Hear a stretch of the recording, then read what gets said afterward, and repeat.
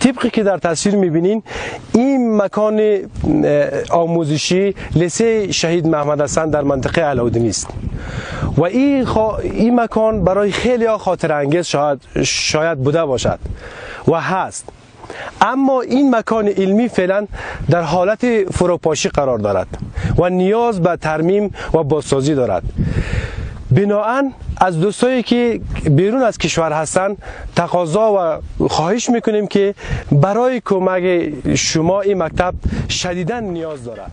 تشکر از انجینر صاحب باریز و انجینر صاحب قادر خانزاده که به خاطر ثبت مستند بازسازی لیسه شهید محمد حسن امروز این لیسه حضور پیدا کردن و از نزدیک دیدن کردن. دیگه یک جهان سپاس از اینا که در این تشریف آوردن، ما را خرسند ساختن.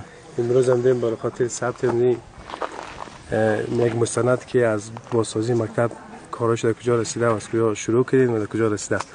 دیگه مریم ببینیم که از کجا کار در کجا رسیده است. والا کارا رو دیگه تقریبا در حدود یک هفته در روز میشه که ما شروع کردیم. تبلیغات تقریبا در حدود 20 روز 25 روز که جریان داره. دیگه فعلا در یک ایاتمون نیاز داریم، در یک دشویی نیاز داره، در چای آب یا آشامیدنی نیاز داره. یعنی میگه پا استادا فعلا کلگی حضور داره این شاگردان؟ بله کلگی هستن حضور دارن در اینجا. کارگرام آمده اینجا کار پیش. بسم الله الرحمن الرحیم و بهی نستعین.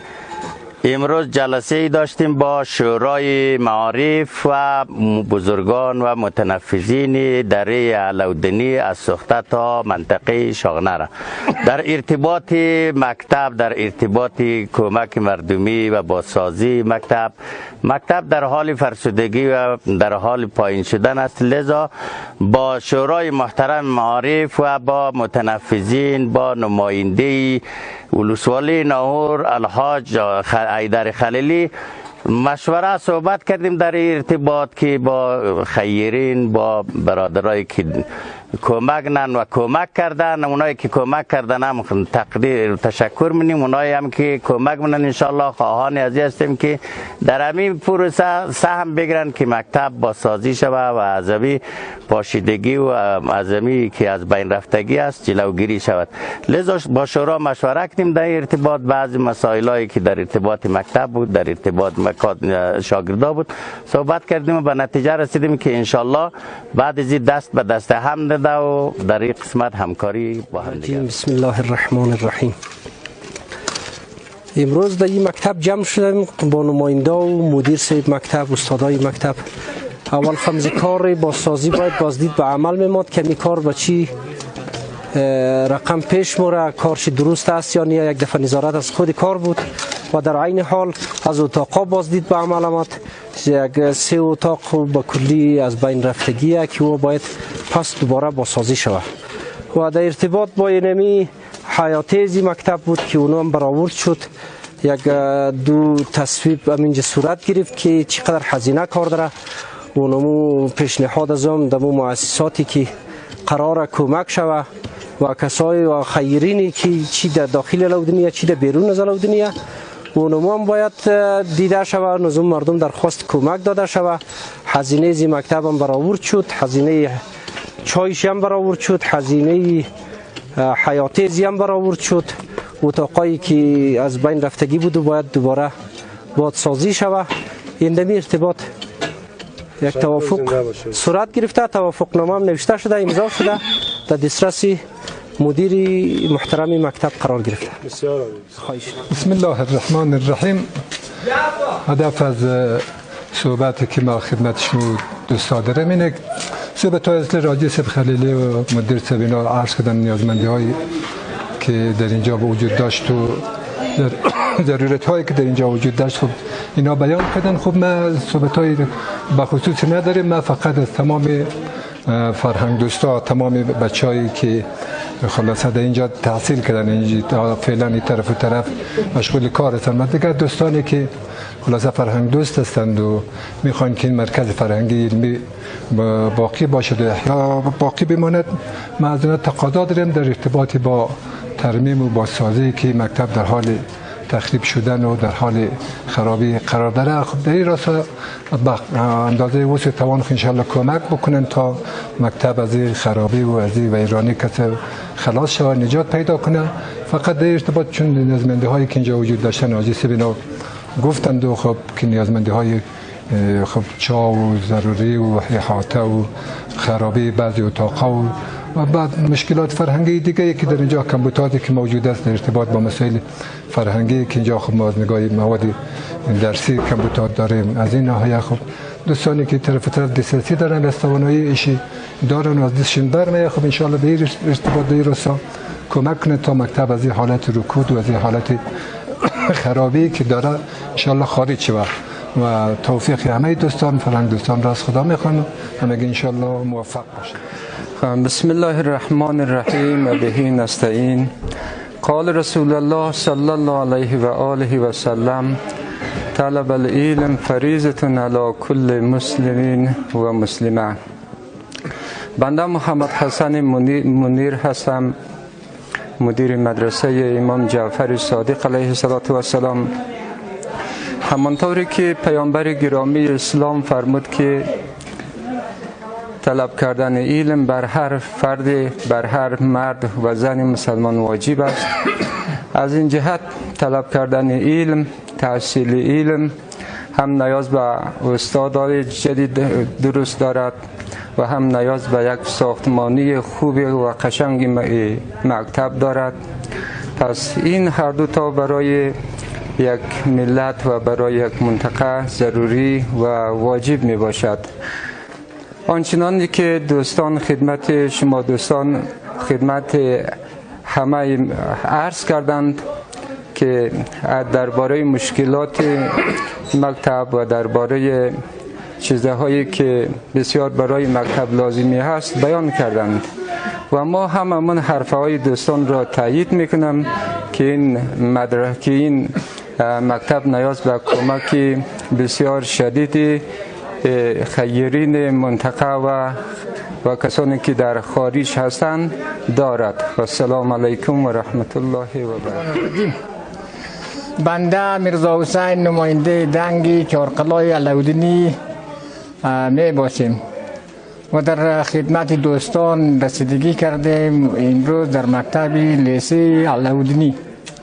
دوستان و اقوام و برادران و محاسن سفیدانی که جمع شدن درباره از این مکتب و کمک‌های بیرونی اینا جمع شدن و خیرین توره گفتن و یک کسانی که در خارج یا داخل قضیه مکتب که کمک نه همکاری نه خداوند بر ازنا اجر خیر بیده و توفیق عنایت کنه. دیگه الحمدلله مو خودگون مو در این باره بسیار از دوستان اقوام قومان تقاضای زیاد داریم که باید کمک صورت بگیره و این که مو تایید نیم همین پیشنهادهایی که اینا دادن و چیزایی که حاجی صاحب خلیلی گفتن و مدیر صاحب گفتن و آقای خلیلی دیگه گفتن و قابل تایید از مو دوستان برادران هست. اعوذ بالله من الشیطان الرجیم. بسم الله الرحمن الرحیم. با تمام برادرای محترم که داخل افغانستان چه خارج از افغانستان خواهش می شود در این مکتبی حاجی شهید محمد حسن کمکاری کردن. ما از او خیلی جهان تشکری میکنیم. با توفیق الهی خدا وارد در هر جایی که باشد جان جور و وقت خوش بیده و احترام. سلام از دوستای کیمرات از این درش نگاه منن از این صفحه مجازی که من نگاه نه سلام ما زیاد تقدیم کردت زیر سر برای دوستان و عزیزان. این مطلب داره مرکز بیارن کاری و سر هم داشته باشن.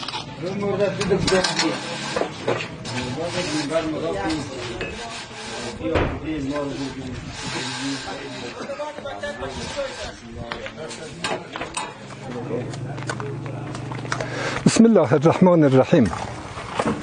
چنانچه دوستان در جریان هستند، دوستان مستحضر هستند میدانند که من شاید کسی هستم که بیشترین مدت اینجا به حیث معلم استاد اینجا وظیفه کردیم و در اینجا خب مدت شاید 20 سال زیادتر شده که ما در اینجا هستیم. خب این مکتبی که ما در اینجا هستیم خب شاید حالا دوستان میبینید از نزدیک خب اینا توسط تصویری که گرفته میشه خب دیگه در حال خرابی قرار داده، در و پنجره نمونده، دیوارا فرسوده شده، اتاقا در حال خراب شده، یه چیزا خب شدیدا نیاز داره که باید مکتب ترمیم شه. این مرکز علمی که تنها در کل علادین یک مرکز باقی مونده اگه خراب شه دیگه حقیقتا همه مردم ما بدبخت میشه، بیچاره میشه، از علم دانش فرهنگ محروم میشه. لذا دوستان عزیزانی که توان کمک دارن، اونایی که فرهنگ دوست هستن، علم دوست هستن، قدرت دارن، خب در این راستا ان شاء الله کمکای خود دریغ نکنن، کمک کنن تا اینکه مکتب ترمیم شه، بازسازی شه. اما ان شاء الله به همه دوستان اطمینان میتیم که کمکایی که صورت میگیره به صورت درست همگی در جای مناسب مصرف شه، هیچ گونه خلاصه غبن‌غدری در کمکای شما صورت نگیره. لذا با کمکای شما که میشه مکتب بازم احیا شود، ترمیم شود، بازسازی شود. در غیر صورت اگر چون مردم منطقه محیط مردم که در اینجا هستن حقیقتا مردمای فقیر مستمن بیچاره از توان اینا بر نمیاد که بیند خلاصه کمک کنن مکتب رو درست بکنن.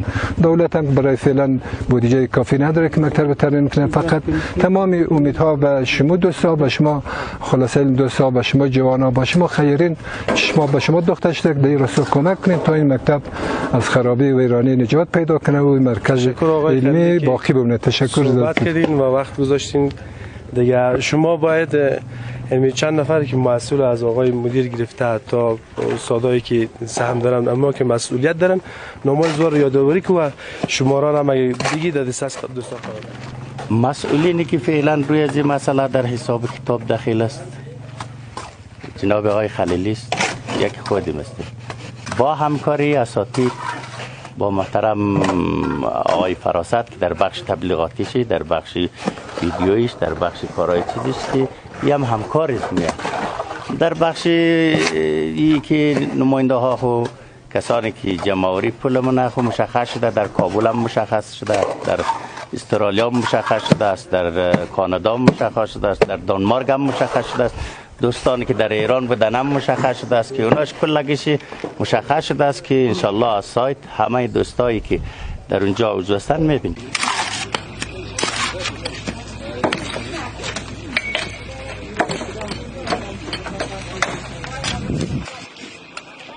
فعلا مکتب نیازهای شدیدش چیه؟ مکتب اولین نیاز شدیدش که فعلا میبینین که کارمونه کمی ساخت بیرونیش است، سیمان کاریش، پلستر کاریش که از اولویت کاریشه. بعد از اولویت کاریش این نیاز به حیاته داره که تا محفوظ شوه همین مکتب، شیشهش، پنجرهش، همین شیشایش، داخل مواتایش، نگهداریش نیاز شدید به حیاته دارد. بعد نیاز به چا داره که متاسفانه چایی که اینجا دستکی زده ای کفایتی چیز نم چا نداره و مربوط ابتدایه بود که او هم خوش شده. ما نیاز مال شدیدن به چا داریم و دستشویی داریم که دستشویی نداره دیگه. نیاز به در و پنجره داریم، درای پنجره شین 40 سال 40 چند سال میشه کلگیش فرسوده شده. نیاز به این یک برنده پیش روی حیاته داریم که از اولویت کاری از این مکتب است که انشالله اگر با همکاری دوستان، با همکاری خیرین بیتوانیم میره با سازی کنیم و ترمیم نمیم. فعلا از طرف مردم چقدر کمک صورت گرفته و چند فیصد کار پیش رفته؟ فعلا 20% کارم پیش، فعلا 10% کار پیش رفته. 10% کار همین موادش یک مقدار خیرین از غزنی، از دیگه ولایت ها خیرین که از منطقه بوده، غیر منطقه بوده، مثلا موادش مثل سیمنت همکاری کردن و یک مقدار کمک های نقدی دوستا کردن که دیگه این روی از می فعلا کار جریان داره.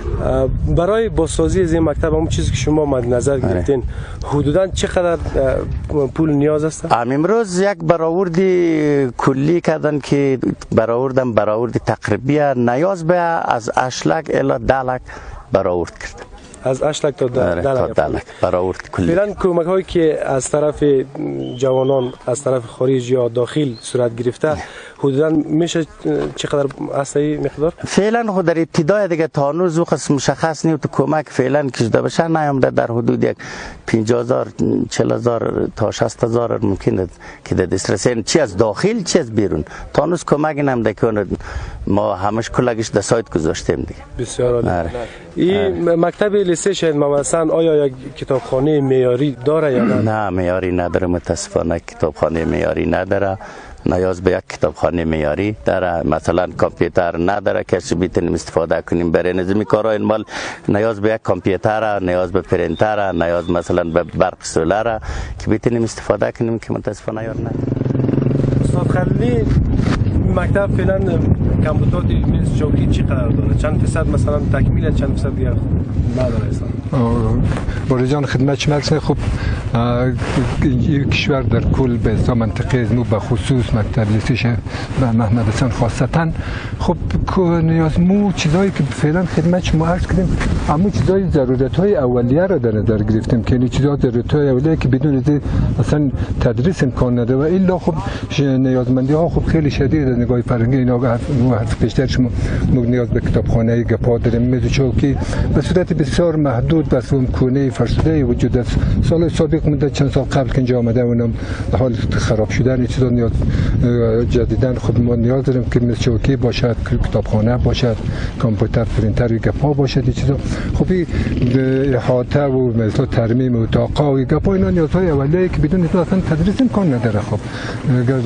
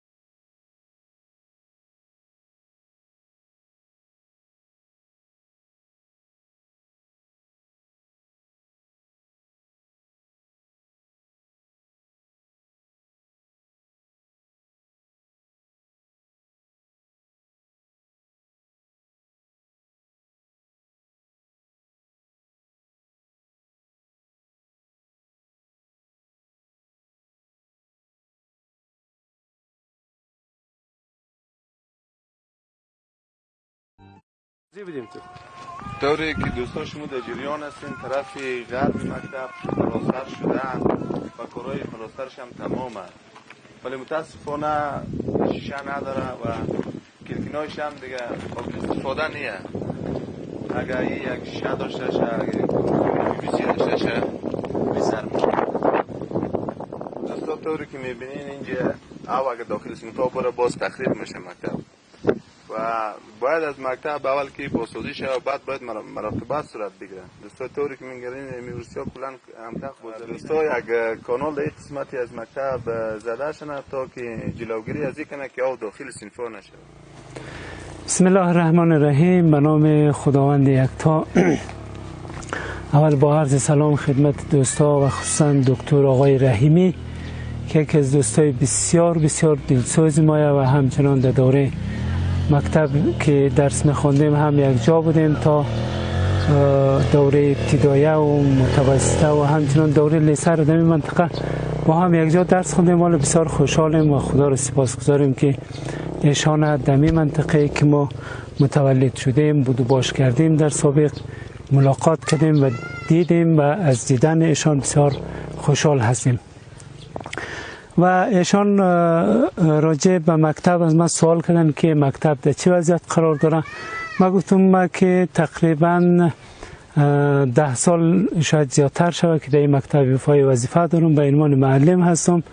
این مکتب از نظر داشتن ساختمان فعلا بسیار در وضعیت نابود قرار داره. یعنی ساختمانی که قبلا ساخته شده بود در ادوار مختلف و در مدت زمانی که گذشته هیچ ترمیم صورت نگرفت، ولی در وضعیت بسیار بحرانی قرار داره و ما اقدام کردیم که باید ساخته شود و از برادران عزیز چی در داخل چی در بیرون استدعای کمک کردیم که اونا کمک کنند تا بتوانیم میره بسازیم، باز دوباره ایره همو ساختمان استحکام ببخشیم تا بتونه همون اصل نمین که در آینده مصدر خدمت قرار میگیره اونا بتونه در اینجا تحصیلات خود ادامه بده و ایشان هم نظرات خوبی راجع به این ساختمان مکتب که در اینجا هست ارائه نمودن و ما هم بسیار از ایشان تشکر. بسیار خوشحال شدیم که امروز ما شما را در این مکان پیدا کردیم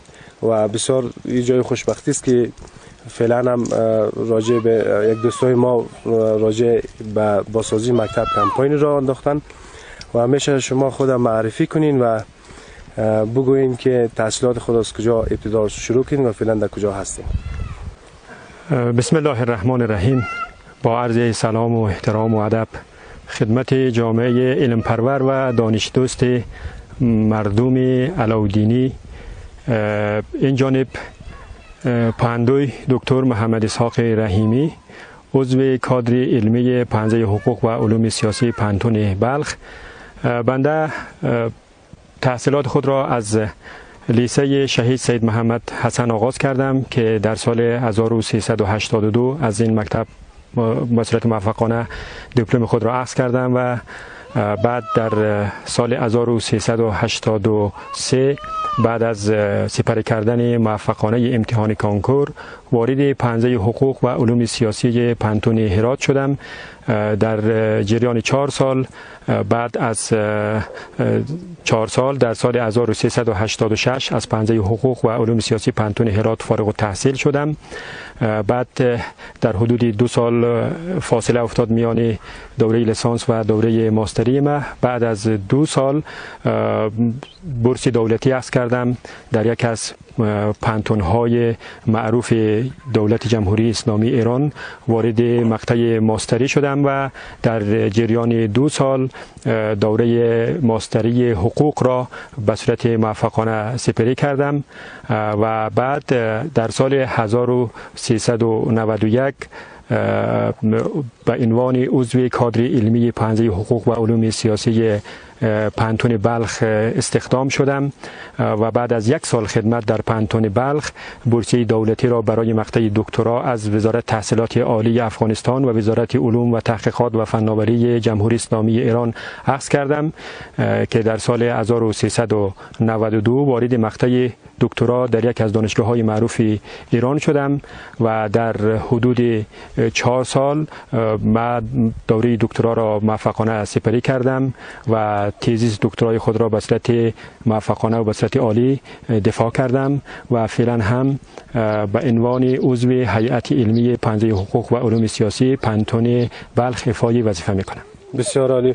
آقای رحیمی، طبقی که شما در جریان هستین، مکتب لیسه شهید محمد حسن واقعا در حالت بسیار حالت بازسازی قرار داره و نیاز به کمک ها دارد که شما گفتنی های برای جامعه علاودینی، جامعه فراتر از علاودینی و مردمی که صدای ما و شما رو میشنون چه گفتنی داریم؟ نخست از دوستانی که همین کمپاین ترمیم مجدد و بازسازی مجدد مکتب را اندازی کردن جهان سپاسگزاری دارم و توصیه‌ای دارم برای مردم علم پرور منطقه علاودینی، برای جامعه تجار و کسبکاران، برای کارمندان مؤسسات ملی و کارمندان دولت و همچنین دوستان علاودینی که در بیرون از کشور به عنوان مهاجر، به عنوان پناهنده یا به عنوان کسانی که در اونجا در واقع تابعیت کشور میزبان را دریافت کردن توصیه هایی دارم و توصیهم این است که مکتب ما و شما طوری که نمای ظاهری مکتب میرسانه و صحبت هایی که این جانب با مسئولین مکتب داشتم اشد نیاز به ترمیم مجدد و بازسازی داره. من توصیه برای این دوستا دارم که از لحاظ اقتصادی در وضعیت خوبی به سر میبرند، بنابراین به حد توان، به حد وسعی که دارن از لحاظ اقتصادی در این امر خیر شریک شوند و کمکی که میکنن، صدقه‌ای که میدهند صدقه جاریه هست و تا آخر عمر ثواب و اجر این صدقه ادامه دارد. آقای رحیمی، شما درس های ابتدایی خود را از این مکتب آغاز کردین و گفتنی های شما برای نسل نوین این منطقه چیست؟ طوری که خدمت شما عرض کردم، بله، ما دوره مکتب را در مکتب شهید سید محمد حسن سپری کردم و اگرچه در زمانی که ما در مکتب درس می‌خواندیم از لحاظ نمای ظاهری و ساختمان، چون ساختمان تازه تأسیس شده بود، یک کمی خوب به نظر می رسید، ولی از لحاظ امکانات با حدی که امروز داره ممکن است برابری نکنند. ما واقعیت اگر بیایم زمان تعلیمی خود را با دوستانی که امروز درس می‌خوانند مقایسه کنیم، قابل مقایسه نیست از چند نگاه. یک از لحاظ داشتن معلم‌های متخصص و متعهد. زمانی که ما درس می‌خواندیم واقعا نیروی انسانی در افغانستان خیلی کم بود. ما با کمبود نیروی انسانی و معلم متعهد و متخصص در واقع مواجه بودیم که الحمدلله و خدا را شکر که امروز این خالگاه پر شده و ما طوری که در جهان هستم تعدادی قریب به اتفاق معلمین مکتب لیسانس هستند، آدمای متعهد و متخصص هستند که ما در او زمان با کمبود نیروی انسانی واقعا مواجه بودیم و خود ما عیناً حس می‌کردیم.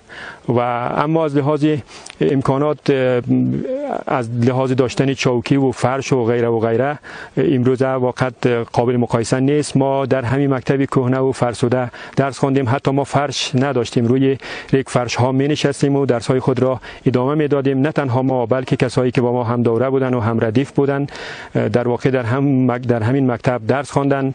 تعداد زیادی از دوستا وارد پنتون ها شدن، بعد از پنتون ها بعد از اخذ درجه لیسانس رفتن مقاطع ماستری خود را ادامه دادن و تعدادی رفتن دوره دکترای خود را ادامه دادن و یک تعداد دوستای دیگری ما وارد بازار کار شدن که امروز به عنوان نیروی انسانی خدمتی را ارائه میکنن برای جامعه رنجیده و دلسوز افغانستان.